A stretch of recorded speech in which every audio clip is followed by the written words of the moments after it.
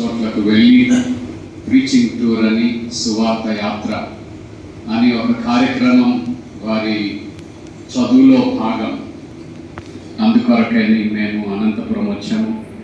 ఇస్మాయిల్ అన్న గారు వారు చేస్తున్నటువంటి పరిచర్యలు నేను చాలా రోజులుగా విన్నాను.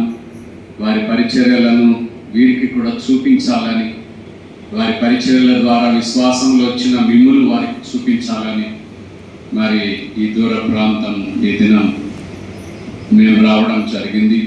ఇస్మాయిల్ బ్రదర్ అని ఈ పిల్లలకు మీకు, ఆయన ముస్లిం కన్వర్ట్, ఆయన పిల్లలు అల్లుళ్ళు అందరూ కూడా సేవకులే.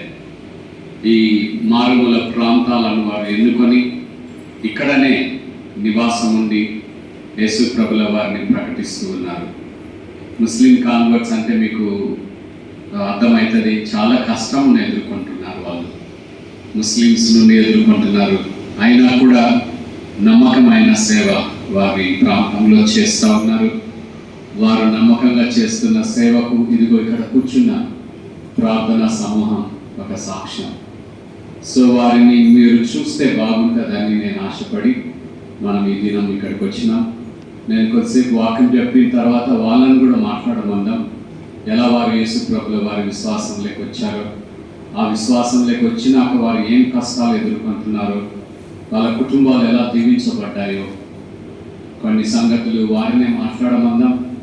మన మధ్య వారు కూడా మామూలుగా పొద్దునంతా కూలి పనికి వెళ్ళిపోతారు, వీళ్ళు వ్యవసాయ పనులకు వెళ్ళిపోతారు.